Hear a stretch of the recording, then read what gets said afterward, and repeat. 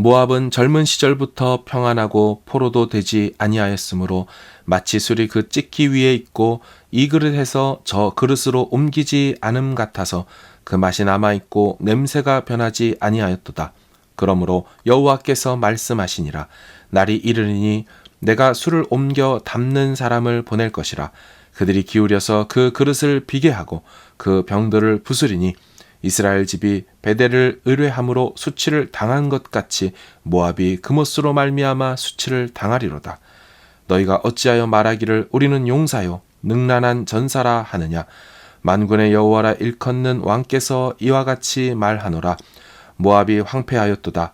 그 성읍들은 사라졌고 그 선택받은 장정들은 내려가서 죽임을 당하니 모압의 재난이 가까웠고 그 고난이 속히 닥치리로다.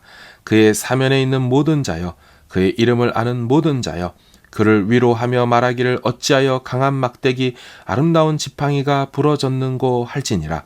디본에 사는 딸아, 내 영화에서 내려와 메마른 데 앉으라. 모압을 파멸하는 자가 올라와서 너를 쳐서 내 요새를 깨뜨렸음이로다.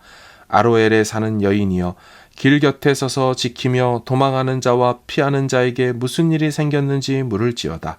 모압이 패하여 수치를 받나니 너희는 울면서 부르짖으며 아르논가에서 이르기를 모압이 황폐하였다 할지어다. 심판이 평지에 이르렀나니 곧 홀론과 야사와 메바앗과 디본과 느보와 벳디 불라다임과 기랴다임과 벳가물과 벳무온과 그리옷과 보스라와 모압 땅 원근 모든 성읍에로다. 모압의 뿔이 잘렸고 그 팔이 부러졌도다. 여호와의 말씀이니라. 아멘. 어제에 이어서 모압에 대한 심판 예언입니다. 모압에 대한 선지자의 비유를 보면 포도주를 빚는 것, 포도주 술을 담는 것으로 모압 심판 예언을 하십니다. 포도주를 만들 때 포도를 따서 밟고 으깨지요. 그리고 난 다음에 그것을 이제 가만히 두면 발효가 되지요. 그러면서 찢기는 아래로 가라앉고 맑은 포도주 술은 이제 위에 떠서 그 위에 있는 게 이 포도주로 마실 수가 있게 되는 것입니다. 지금 모압이 그와 같다는 겁니다. 어제 말씀드린 대로 하나님께서 모세 보고도 모압은 건드리지 마라. 모압은 괴롭히지 마라. 하신 것처럼 모압은 이 나라 저 나라의 침략을 받지 않고 그간 살아왔습니다. 실제로 나라가 세워진 건국 이래로 한 번도 포로로 끌려간 역사가 없는 나라가 모압입니다. 그래서 평안했고요. 무탈한 역사를 가질 수가 있었습니다. 자, 이런 모압의 역사를 포도주 담그는 것으로 비유한 것이지요. 포도주를 우리가 담글 때 이 그릇 저 그릇으로 계속 옮겨버리면 어떻게 되겠습니까? 찢기가 가라앉을 시간이 없고 발효할 시간을 얻지 못하죠. 하지만 그냥 가만히 둘 수만 있다면 찢기도 가라앉고 발효도 잘 되는 겁니다. 자, 11절입니다. 모압은 젊은 시절부터 평안하고 포로도 되지 아니하였으므로 마치 술이 그 찢기 위에 있고 이 그릇에서 저 그릇으로 옮기지 않음 같아서 그 맛이 남아있고 냄새가 변하지 아니하였도다. 선지자는 실제 모압 나라 상품 중에도 유명한 게 이 포도주거든요. 그거를 예로 들어서 하나님이 너희를 이와 같이 안전하고 무탈하게 보호해 주셨지 않느냐라는 거죠. 그런데 이런 보호하심의 은혜를 잊고서 모압은 그모스를 섬기며 스스로 자만해졌으니 이제 너희는 심판을 받을 것이다 라는 겁니다. 이제는 하나님께서 그 술독을 흔들어 버리고 그냥 다 쏟아 비워버릴 것이다 하는 거죠. 12절을 보십시오. 그러므로 여호와께서 말씀하시니라. 날이 이르리니 내가 술을 옮겨 담는 사람을 보낼 것이라.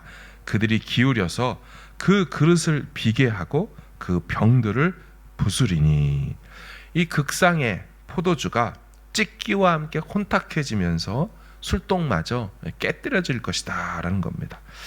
왜 이럴까요? 13절을 보시면 이스라엘 집이 베델을 의뢰함으로 수치를 당한 것 같이 모압이 그못으로 말미암아 수치를 당하리로다. 북이스라엘이 베델을 의뢰해서 수치를 당한 사건 아시지요? 북왕국 이스라엘이 베델에다 금송아지를 만들어 놓고 여호와다 그러니 섬겨라 이러다가 망했습니다. 똑같이 너희 모압도 금오스 세워놓고 그걸 신이라고 하나님이라고 섬긴 거 그것 때문에 똑같이 망할 거다. 이렇게 심판하는 거죠. 나아가 모압이 자랑하는 말이 있습니다. 14절을 보시면 너희가 어찌하여 말하기를 우리는 용사요 능란한 전사라 하느냐. 이들은 자신들이 강해서 그동안 나라가 안전했는 줄 압니다. 자기가 잘나서 잘 나가는 줄 아는 거죠. 아니라는 겁니다. 하나님의 은혜가 있어서 그들이 그간의 역사 동안 안전했던 것뿐이지 결코 스스로 잘나서 그런 시간을 보낸 게 아니라는 거죠. 이제 하나님께서는 군사적으로 용사다, 용감한 전사다 스스로 일컫는 이 모압을 심판하겠다고 하십니다. 이때 하나님께서 자신을 어떻게 모압에게 소개하고 계시하십니까? 15, 16절을 보십시오. 만군의 여호와라 일컫는 왕께서 이와 같이 말하노라. 모압이 항파하였다. 그 성읍들은 사라졌고 그 선택받은 장정들은 내려가서 죽임을 당하니 모압의 재난이 가까웠고 그 고난이 속히 닥치리로다. 스스로 강하다는 모압에게 하나님은 자신을 만군의 여호와로 나타내셨습니다. 만군의 여호와. 여러분 이 하나님의 이름이 한 35가지가 나오는데 만군의 여호와로 그분이 등장할 때는 전쟁 문맥에서 나오는 하나님의 이름입니다. 여호와 체바오트라고 해서 이 만군의 여호와는 상대가 누구든 관계없는 하나님의 이름입니다. 이 만군의 여호와가 최초로 성경 속에 등장하는 게 사무엘상에서 처음 나옵니다. 그 전까지는 계시되지 않다가. 근데 이 처음 나오는 만군의 여호와의 이름을 가지고 승리했던, 최초로 그 이름을 사용했던 사람이 바로 다윗입니다. 골리앗과 싸울 때 다윗이 의지했던 이름, 나는 네가 모욕하는 만군의 여호와의 이름으로 내게 나아가노라. 승리했죠. 골리앗이라도 그분의 이름을 감당하지 못했습니다. 따라서 지금 스스로 강하다는 모압에게 하나님이 자신을 만군의 여호와라 일컫는 왕께서 이렇게 나타난다? 이건 끝난 게임이라는 거죠. 만군의 여호와가 등장하는 15절 이하의 동사들을 좀 보십시오. 모압이 황폐하였다. 성읍들 사라졌다. 장정들 내려가 죽임당했다. 16절 재난이 가까웠고 고난이 속히 닥칠 거고 강한 막대기 아름다운 지팡이 부러질 거다. 내려와 메마른 땅에 앉으라. 모압을 파멸하는 자가 올라와 요새 깨뜨렸다.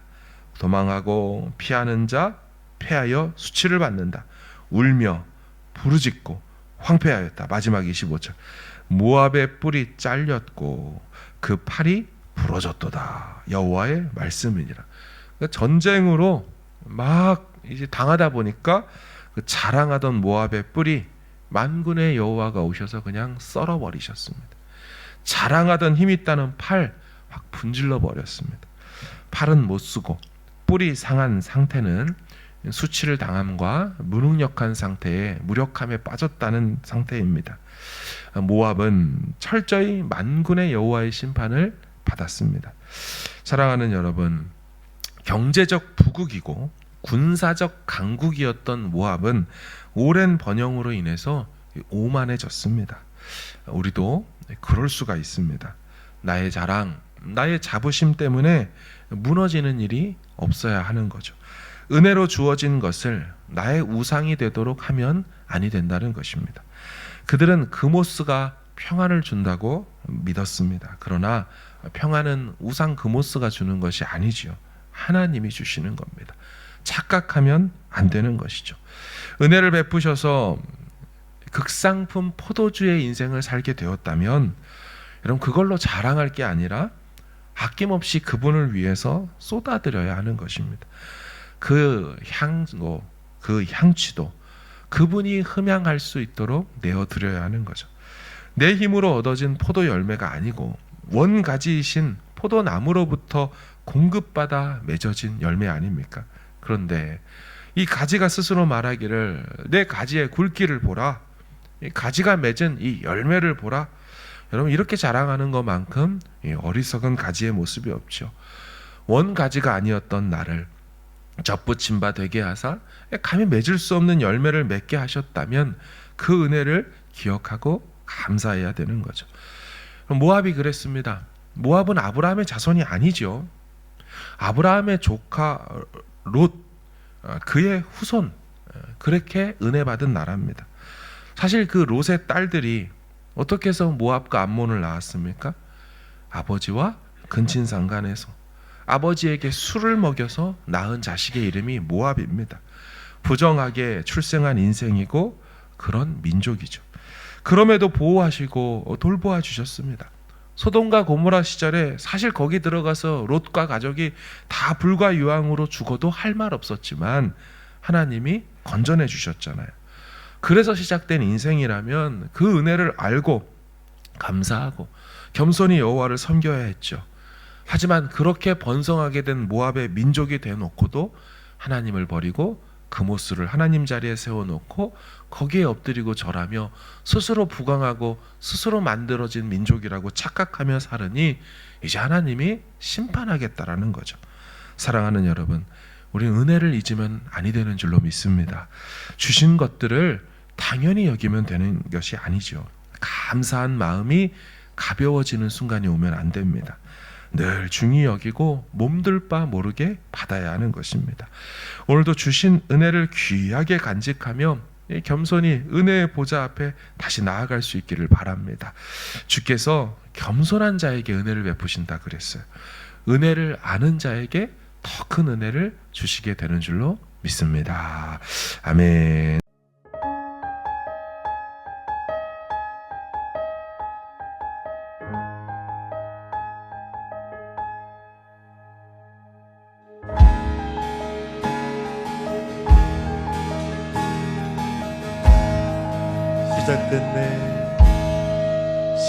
시작됐네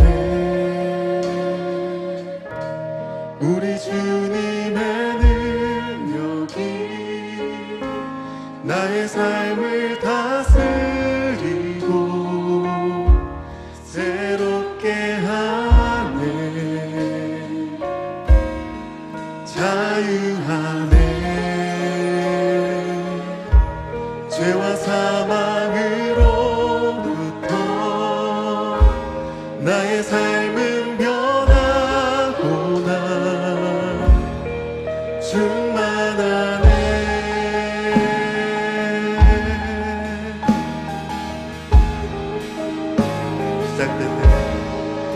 시작됐네 우리 주님의 능력이 나의 삶을 다스리고 새롭게 하네 자유하네 죄와 사망으로부터 나의 삶은 변하구나 충만하네 은혜로다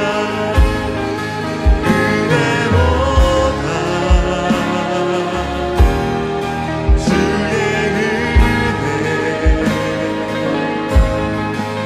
한량없는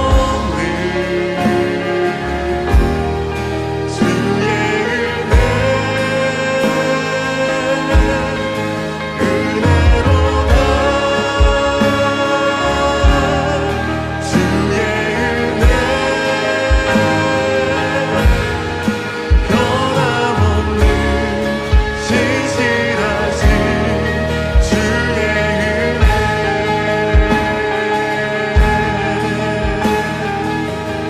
다시 한번 찬양하실 때 우리 자리에서 일어나서 주님의 은혜를 찬양합시다.